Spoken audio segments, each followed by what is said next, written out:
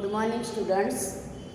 આજે આપણે આજના વિડીયોમાં આપણે વાક્ય એટલે શું, વાક્યના પ્રકાર કેટલા, કયા કયા એના વિશે માહિતી મેળવીશું.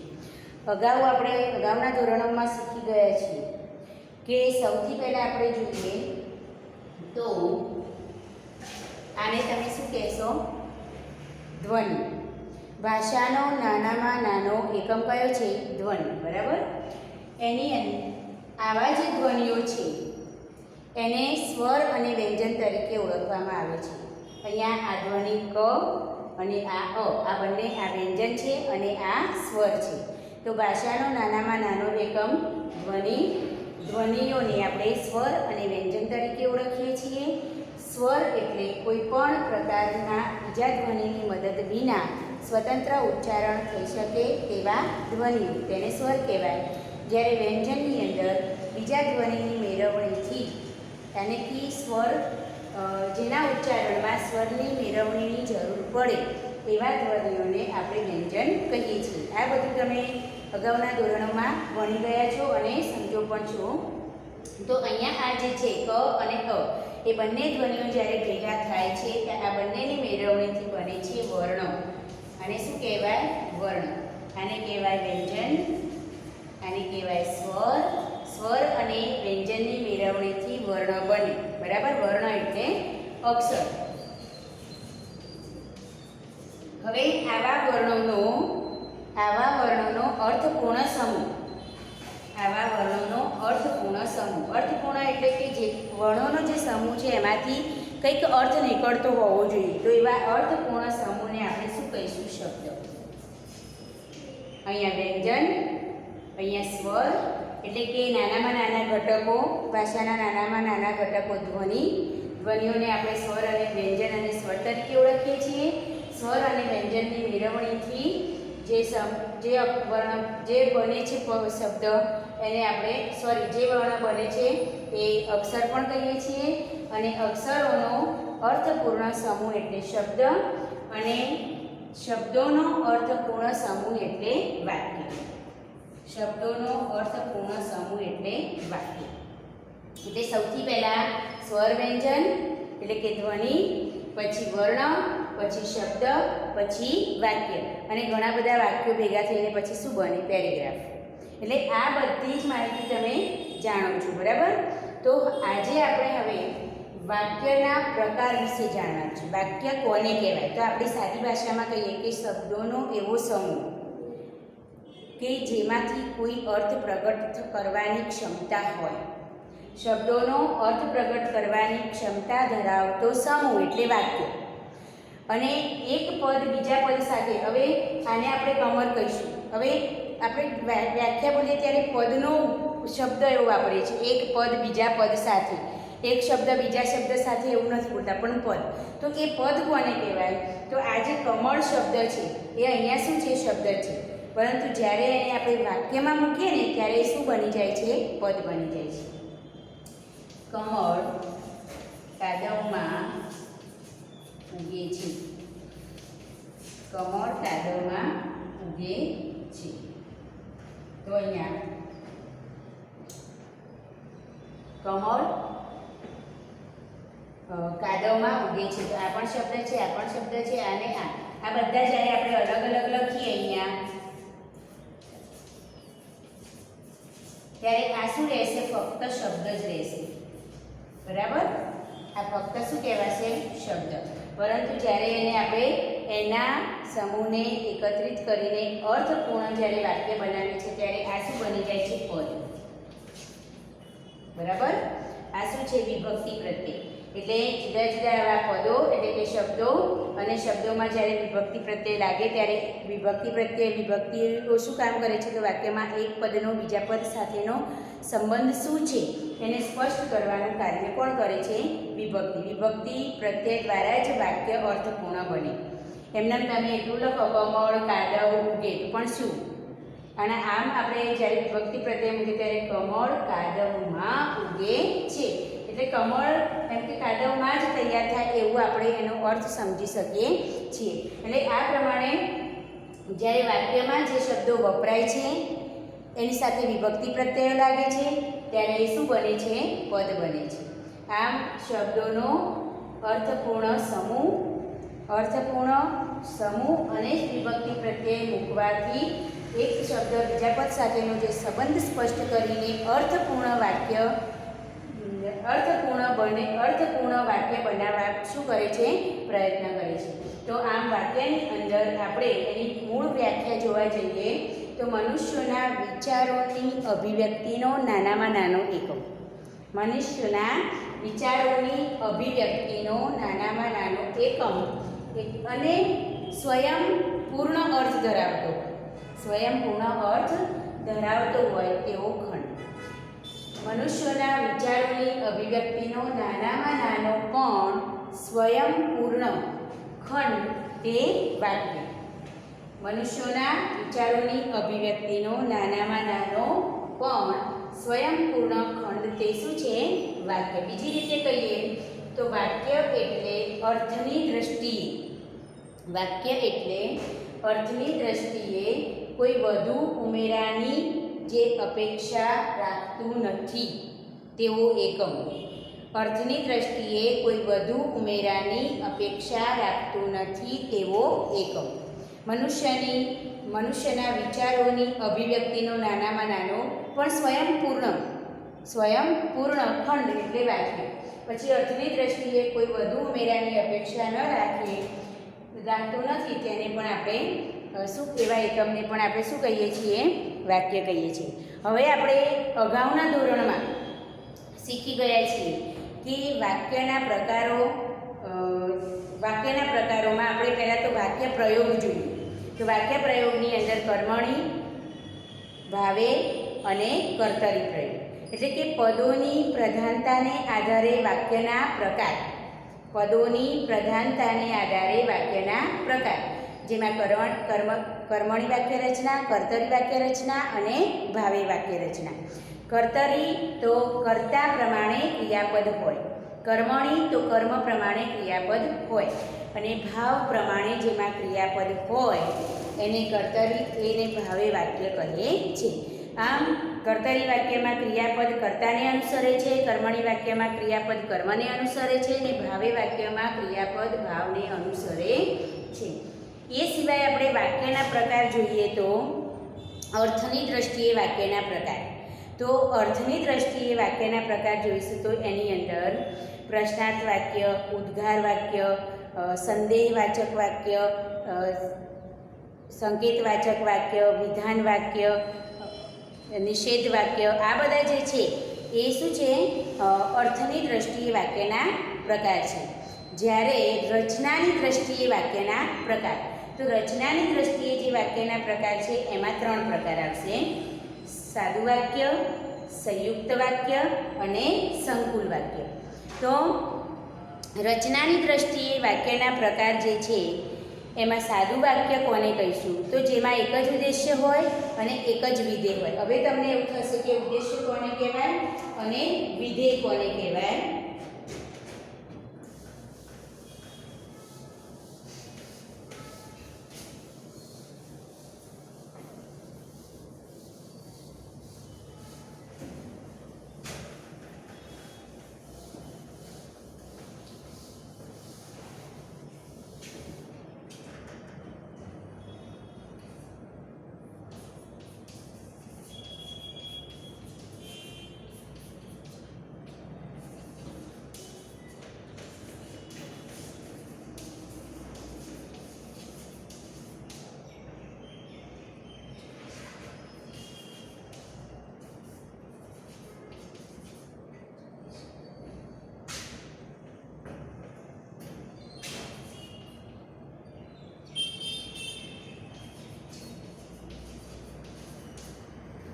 બરાબર? એક જ ઉદ્દેશ્ય અને એક જ વિધેય જેમાં હોય એને આપણે સાદી વાક્ય રચના કહીએ. હવે ઉદ્દેશ્ય એટલે જેના વિશે કહેવામાં આવ્યું છે એને ઉદ્દેશ્ય કહેવાય. ઉદ્દેશ્યની અંદર કર્તા અને કર્તાના વિસ્તારનો સમાવેશ થાય. જ્યારે વિધેયની અંદર કર્મ અને ક્રિયાપદનો સમાવેશ થાય. એમાં ક્રિયાપદ અને ક્રિયાપદનો વિસ્તાર, કર્મ અને કર્મનો વિસ્તાર. તો એક જ ઉદ્દેશ્ય જેના વિશે જે કહેવામાં આવ્યું છે તે ઉદ્દેશ્ય અને ઉદ્દેશ્ય વિશે જે કહેવામાં આવ્યું છે તેને વિધેય કહેવાય. બરાબર. અહીંયા રમેશ પુસ્તક વાંચે છે. એક જ ઉદ્દેશ્ય છે, એક જ વિધેય છે. આ એક જ ઉદ્દેશ્ય અને એક જ વિધેય. અહીંયા જુઓ, રમેશ કોના વિશે કહેવામાં આવ્યું છે? રમેશ વિશે. તો રમેશ શું છે? ઉદ્દેશ્ય છે. વિધેય કોને કહીશું? તો રમેશ વિશે શું કહેવામાં આવ્યું છે? વાંચે છે. આ શું છે? ક્રિયાપદ છે. બરાબર. અને આ શું છે? પુસ્તક કર્મ છે. આ કર્મ અને આ વાંચે છે એ ક્રિયાપદ. તો સૌથી પહેલા આપણે ઉદ્દેશ્ય શું છે? તો જેના વિશે કહેવામાં આવ્યું છે તે ઉદ્દેશ્ય. ઉદ્દેશ્યના વિશે જે કહેવામાં આવ્યું છે તે વિધેય. આને આપણે શું કહીશું? આટલા વાક્યને વિધેય કહીશું. આટલા વાક્યને આપણે શું કહીશું? ઉદ્દેશ્ય. ઉદ્દેશ્ય એટલે જેના વિશે કહેવામાં આવ્યું છે ઉદ્દેશ્ય. વિધેય એટલે જેના ઉદ્દેશ્ય વિશે જે પણ કંઈ કહેવામાં આવ્યું છે એને વિધેય કહીએ. ઉદ્દેશ્યની અંદર કર્તા અને કર્તાનો વિસ્તાર એનો સમાવેશ થાય. બરાબર. જ્યારે વિધેયની અંદર કર્મ અને કર્મનો વિસ્તાર, એ જ પ્રમાણે ક્રિયાપદ અને ક્રિયાપદનો વિસ્તાર. હવે તમને એવું થશે કે આ ક્રિયાપદનો વિસ્તાર અને કર્મનો વિસ્તાર એટલે શું? તો એ આપણે સમજીએ.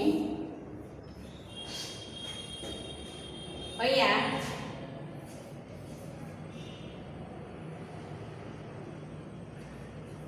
બીજું ઉદાહરણ લઈએ. રમેશનો ભાઈ. રમેશનો ભાઈ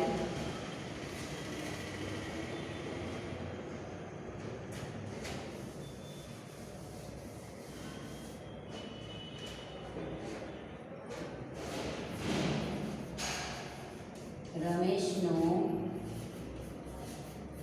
નાનો ભાઈ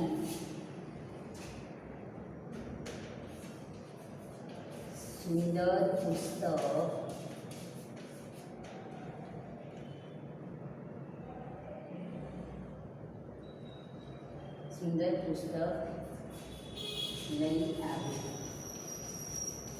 બરાબર. રમેશનો નાનો ભાઈ સુંદર પુસ્તક લઈ આવે. હવે અહીંયા કોણ લઈને આવ્યું? તો નાનો ભાઈ. તો એ શું બનશે? કર્તા. એના વિસ્તાર તરીકે આપણે રમેશ. કોનો ભાઈ છે? તો રમેશનો. બરાબર. તો આટલું શું બન્યું? કર્તા અને કર્તાનો વિસ્તાર. કર્તા અને કર્તાનો વિસ્તાર. તો રમેશનો નાનો ભાઈ પુસ્તક કોણ?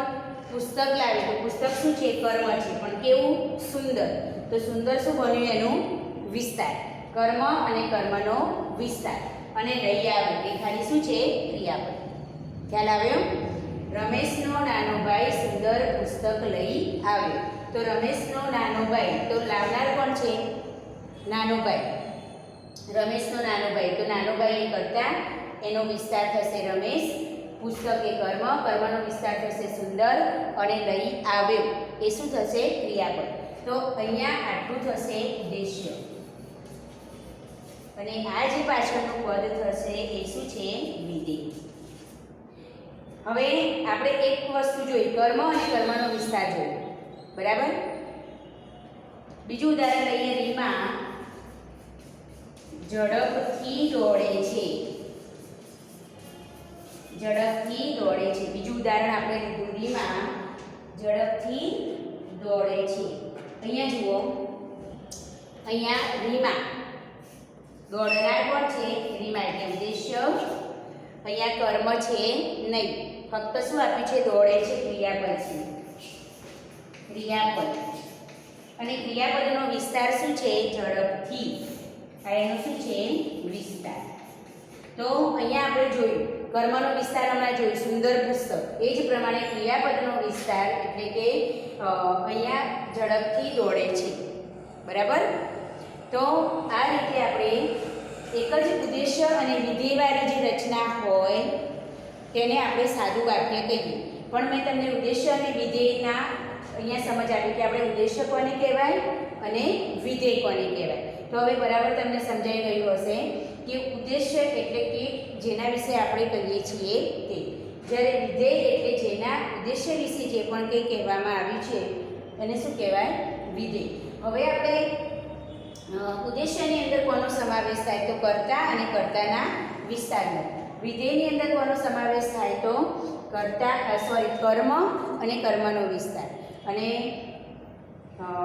ક્રિયાપદ અને ક્રિયાપદનો વિસ્તાર. હવે ક્રિયાપદ કોને કહેવાય અને ક્રિયાપદનો વિસ્તાર કોને કહેવાય, અને કર્મ કોને કહેવાય, કર્મનો વિસ્તાર કોને કહેવાય, ઉદ્દેશ્ય કોને કહેવાય ને કર્તા કોને કહેવાય અને કર્તાનો વિસ્તાર કોને કહેવાય, એની મેં તમને સમજ આપી. હવે તમને બરાબર સમજાઈ ગયું હશે કે સાદું વાક્ય આપણે કોને કહી શકીએ. એક જ ઉદ્દેશ્ય અને વિધેયવાળી જે રચના હોય એને આપણે સાદી વાક્ય રચના કહીએ છીએ.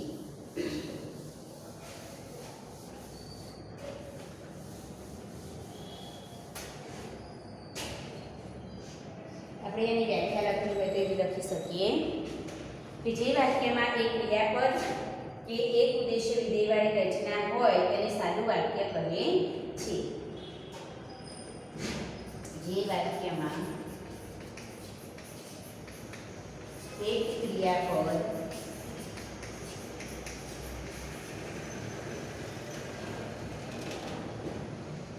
કે એક ઉદ્દેશ્ય વિધેયવાળી રચના હોય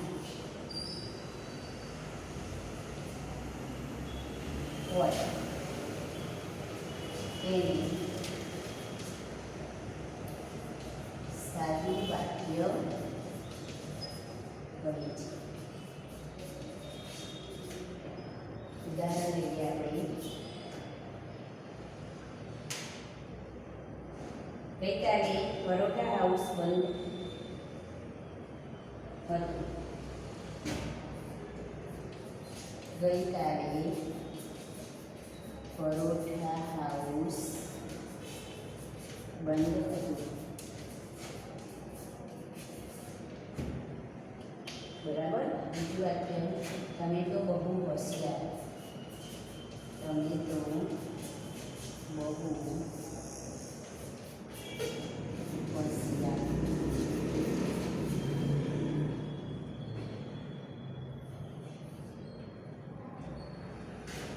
મેં રફ વેર ચાલવા માંડી.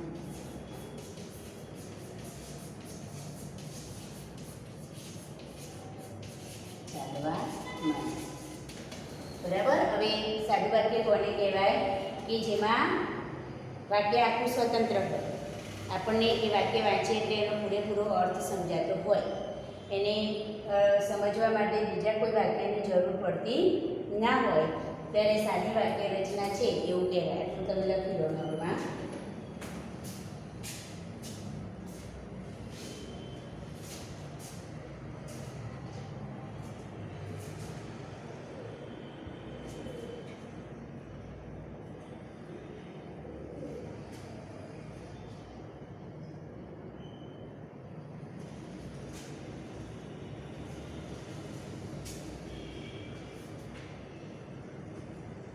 હવે બીજો પ્રકાર છે સંયુક્ત વાક્ય.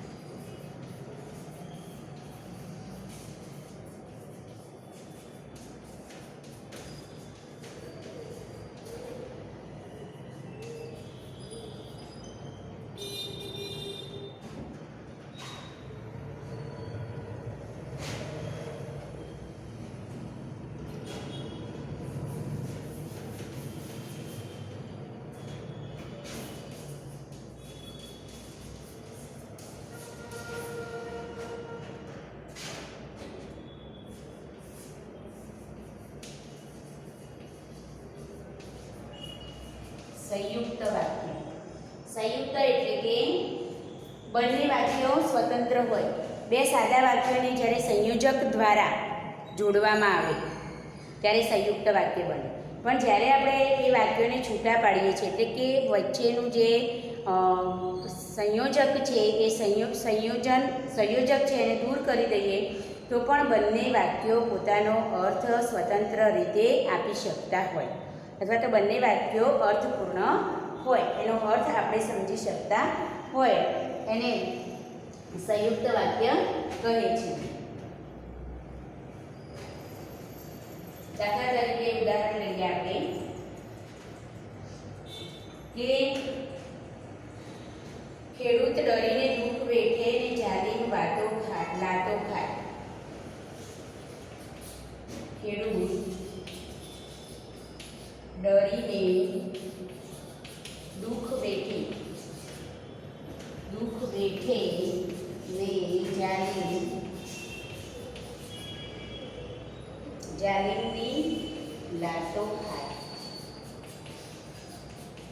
જાલિમની લાતો ખાય. માણસે ઘણા રસાયણો સર્જ્યા છે. માણસે ઘણા રસાયણો સર્જ્યા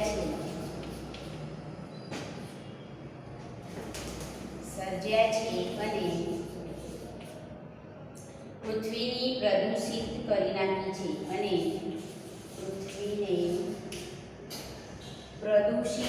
નાખી છે.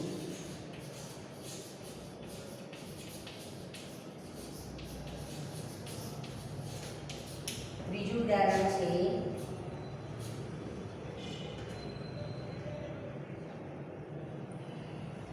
મોટા ઘડામાંથી સંખ્યાબંધ ઠીકરીઓ બને છે. મોટા ઘડામાંથી સંખ્યાબંધ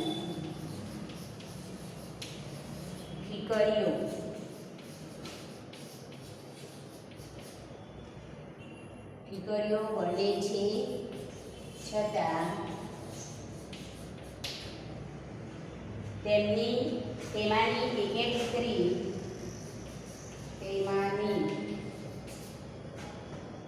એકે ઠીકરી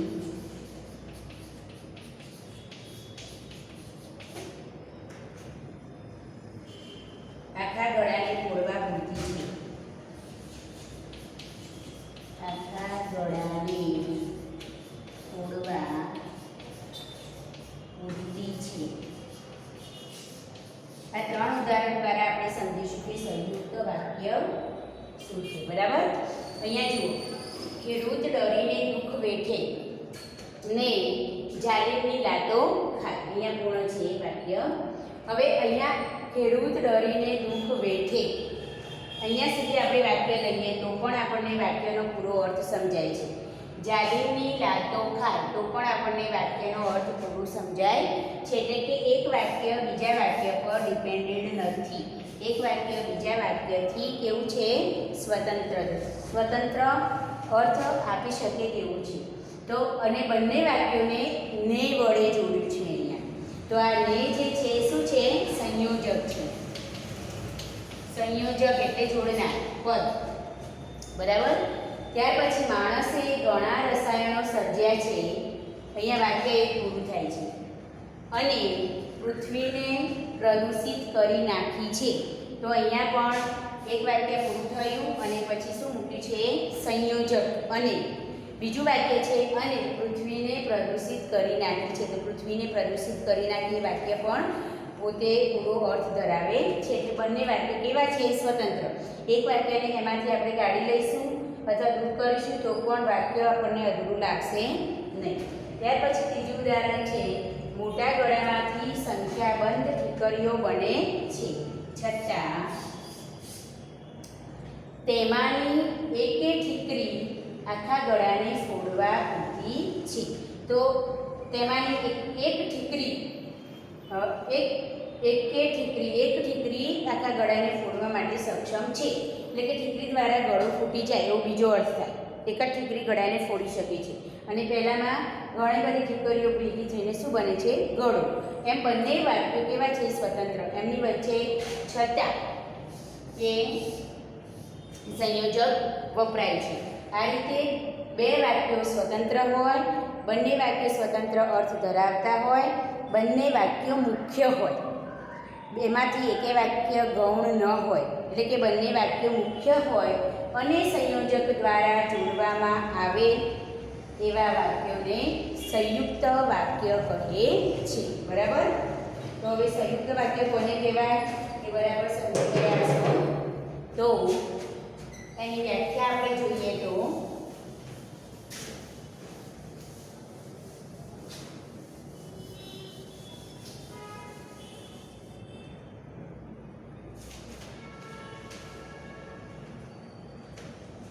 જોડાયેલા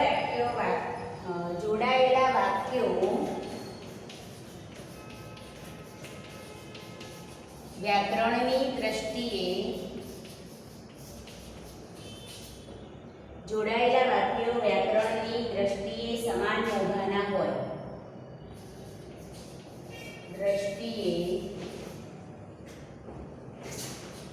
સમાન મોભાના હોય.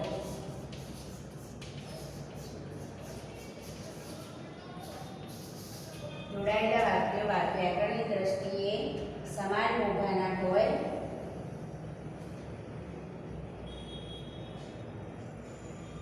એટલે કે એકબીજાથી સ્વતંત્ર રીતે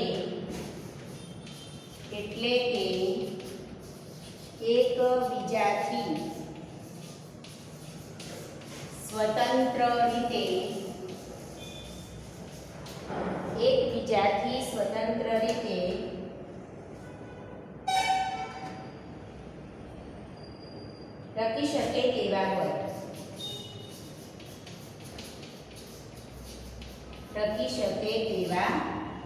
હોય. એક વાક્ય બીજા વાક્યનું ગૌણ વાક્ય ન હોય. એક વાક્ય બીજા વાક્યનું ગૌણ વાક્ય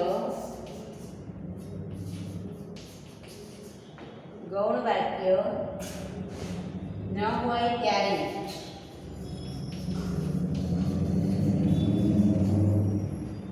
એ સંયુક્ત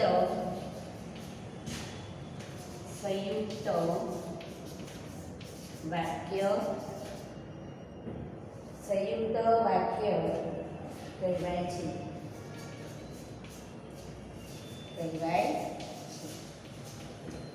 જોડાયેલા વાક્યો વ્યાકરણની દ્રષ્ટિએ સમાન મોભાના હોય, બંને મુખ્ય હોય, સરખા અર્થ ધરાવતા હોય એટલે કે એકબીજાથી સ્વતંત્ર રીતે ટકી શકે તેવા હોય. એક વાક્ય બીજા વાક્યનું ગૌણ વાક્ય ન હોય ત્યારે એ સંયુક્ત વાક્ય કહેવાય છે. હવે સંયુક્ત વાક્ય બનાવતી વખતે વચ્ચે કેવા કેવા સંયોજકો વપરાતા હોય તે જોઈએ. તો સંયોજકો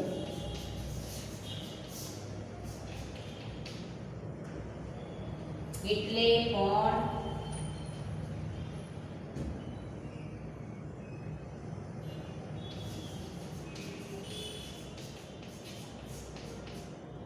અને છતાં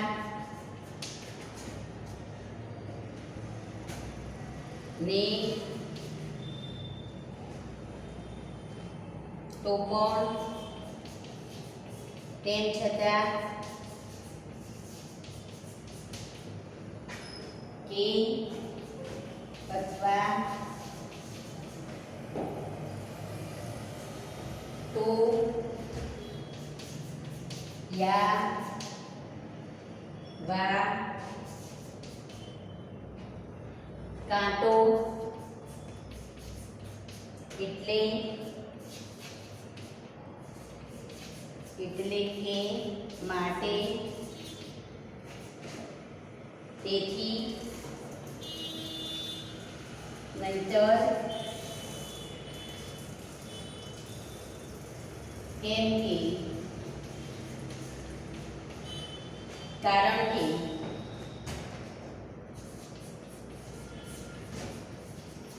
વગેરે જેવા સંયોજકો વાક્યમાં વપરાય છે.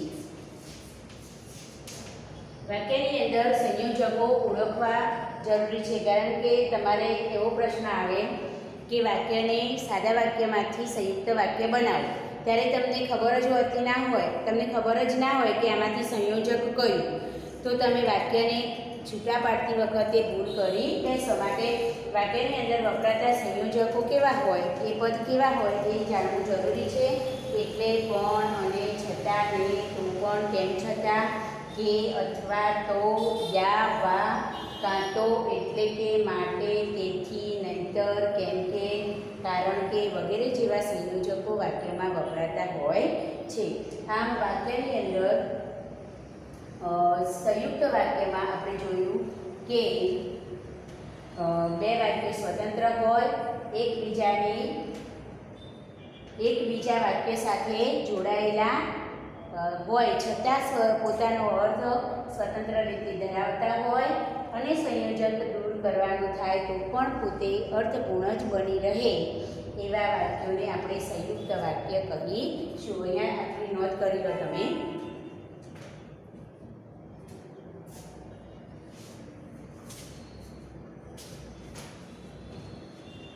હજુ આપણે વાક્યનો ત્રીજો પ્રકાર જે સરળ મિશ્ર વાક્ય છે એ હવે પછીના વિડીયોમાં જોઈશું.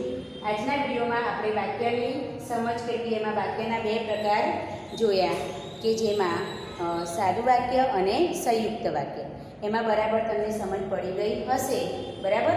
આગળનો પ્રકાર જે ત્રીજો છે મિશ્ર વાક્ય, એ હવે પછીના વિડીયોમાં જોઈશું. Okay, thank you.